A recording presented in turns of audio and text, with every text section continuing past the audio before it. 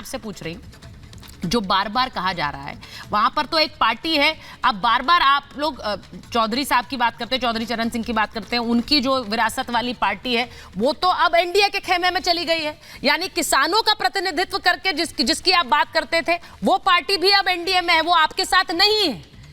अब मुझे वो पार्टी जब एनडीए में जाती है, अब सवाल मैं पूछ रही हूं कि किसानों का हित कौन बता रहा है? क्या ये मामला राजनीतिक नहीं हो गया है? देखिए सुचरिता जी, ये बहुत बड़ी विडंबना है कि वो सरकार आज सत्ता में है जिसने वायदा किया था। आप खुद समझिए कि 2011 में जो एमएसपी गारंटी समिति बनी थी उसके अध्यक्ष थे माननीय मोदी जी।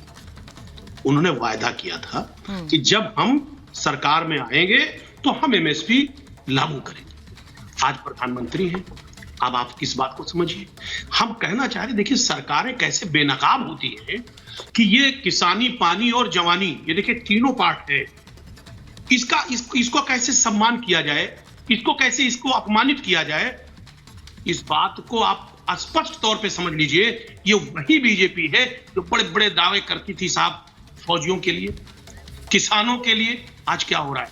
अब एक आंकड़ा ले लें, हम किसी पर्टिकुलर पार्टी की बात नहीं करना चाहते हैं, और स्वामीनाथन आयोग और तमाम मुद्दे हैं कि 2006 में उसने सिफारिश किया और 2007 में कांग्रेस ने कहा हम उसे लागू करेंगे, लेकिन बीच में मोदी जी ने चुनावी वायदा किया कि जब हम सरकार में आएंगे तो इसे पूरी तरह से लागू करेंगे। वो एक अलग पार्ट है, मैं उस पर नहीं जाना चाह रहा हूं। अब एक मोटा मोटा आंकड़ा समझ लें, हम यहाँ राजनीतिक बात आज करना नहीं चाहते। किसानों का इनकम आप देखें 1950 से लेकर के अब तक रिसेंटली केवल और केवल 21 गुना बढ़ा है। ये बड़ी विडंबना है। और वहीं सरकारी कर्मचारियों को देख ले, 180 गुना बढ़ा है। क्या सरकारों की जिम्मेदारी नहीं है?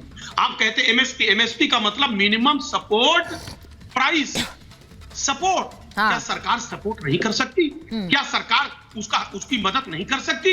हमारे देश का तमाम पैसा लोग विदेशों में लेकर भाग जाते हैं। अगर वो पैसा जो मेरा अन्नदाता है, अगर उसके सपोर्ट में खर्च हो जाए। देखिए आप ये मानते हैं कि नहीं मानते? अजीज खान साहब, देखिए जितने भी लोग बैठे हुए हैं राजनीति की समझ रखते हैं। हम किसान खुद हैं। अजीज खान साहब, जितने भी लोग इस वक्त स्क्रीन पर हैं वो राजनीति की समझ रखते हैं। ये बात आप अच्छी तरह समझते होंगे कि चुनाव के समय जो भी मांग, हर्षवर्धन जी, कोई भी मांग ऐसी हो जो सरकार पूरी कर सकती है तो वो पूरी करेगी। ये हमने सरकार दर सरकार देखा है। लेकिन इस मांग को लेकर आखिर सरकार इसको पूरा करने के लिए क्यों आगे नहीं आ रही है? कुछ तो वजह होगी। मैं वजह इसीलिए आंकड़ों में बता रही हूं। अगर भगवंत मान कहते हैं कि वो देंगे, उन्होंने नहीं किया, ये कानून नहीं बनाया पंजाब में आने के बाद, तो क्या गारंटी है राहुल गांधी भी वही करेंगे? हालांकि मैं फिर कह रही हूं उनकी सरकार बनेगी, इसे ही लेकर पहले सवाल है। हर्षवर्धन सुचरिता जी, मुझे बात ही नहीं करनी। अच्छा ठीक है, कंप्लीट। अच्छा वो बोलना चाह रहे हैं, पहले कंप्लीट कर लीजिए अजीज जी। डॉक्टर साहब कंप्लीट करना चाह रहे हैं, बोलिए। इतने लंबे टाइम के बाद मौका दिया तो मुझे कुछ कहने नहीं नहीं, बोलिए सर, नाराज नहीं। एक देखिए, एक बहुत स्पष्ट है, मैंने पहले स्पष्ट कर दिया था, मैं आज राजनीतिक बात नहीं करूंगा। ठीक है, मैं खुद किसान हूं। आप खुद अंदाजा लगाइए कि पिछले 10 साल का अगर आंकड़ा देखेंगे, हजारों किसान ने आत्महत्या कर लिया। आप खुद बताइए, आत्महत्या किस वजह से आदमी करता है, कितनी मजबूरियों में आत्महत्या करता है। आप इसको अंदाजा लगाइए, इसका अंदाजा है लोगों को। आज किसान जिस तरह बॉर्डर पर प्रदर्शन कर रहा है, पिछली बार जिस तरह प्रदर्शन किया, 750 किसान शहीद हो गया। आसानी से कोई शहीद होना चाहता है? क्या कोई प्रदर्शन आसान काम है जिसपे पानियों का बौछार फेंका जाए, कील कांटे लगा दिए जाए, मारा जाए, काटा जाए? यकीनन दर्द है किसानों के अंदर। आखिर ये जो निकम्मी सरकार है, बेदर्द सरकार है, क्या किसानों की आवाज को नहीं सुन पा रही है? क्या किसानों के दर्द को नहीं? भाई अजीज खान साहब, मैंने आपसे पहले ही कहा कि एक यूपीए की सरकार थी, उन्होंने, उनके समय ये रिपोर्ट भी आई, उन्होंने इसे लागू भी नहीं किया। केवी टॉमस ने on the floor of the house कहा कि इसे हम लागू नहीं कर सकते हैं। हर्षवर्धन जी, मैं आपसे पूछ रही हूं, मैं फिर उसी सवाल पर आ रही हूं, कोई भी सरकार इसे लागू करेगी चुनाव के समय पे, अगर नहीं कर पा रही है तो वो क्या देश के लिए सही नहीं है? मैंने पहले भी कहा 47 लाख करोड़ का बजट है, क्या करें? रक्षा बजट घटा दें? क्या करें? टैक्सेस का मार दे दें लोगों पर? कैसे करेंगे इस मांग को पूरी? सुचरिता जी, मैं बहुत ध्यान से सुन रहा था, उसी के बीच बोला नहीं। हाँ, 2-3 छोटी बातें। सबसे पहले तो कृष्णवीर चौधरी जी ने बहुत अच्छे से समझा दिया कि यूपीए के समय से करीब 4 गुना ज्यादा खरीद एमएसपी पर ये सरकार कर चुकी। ठीक है, 4 गुना ज्यादा करीब।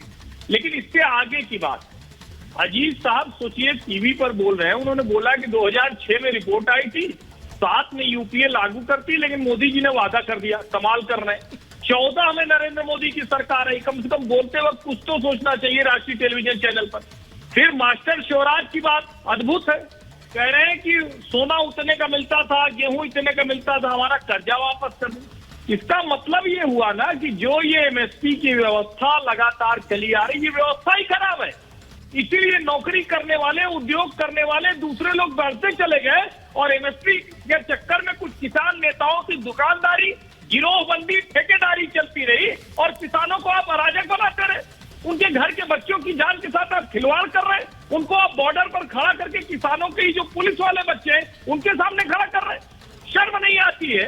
आप लगातार इस तरह की अराजकता को और कह रहे हैं कि नहीं सब ठीक है, ये सब होना चाहिए। आप आंकड़ा बहुत बता दो, एक आंकड़ा मेरा भी बता दो। आप एक क्वेश्चन का जवाब दे दो, सिर्फ आप मेरे एक क्वेश्चन का जवाब दे दो। बात है कहीं जा एक क्वेश्चन का जवाब दे दे, मैं मान जाऊंगा।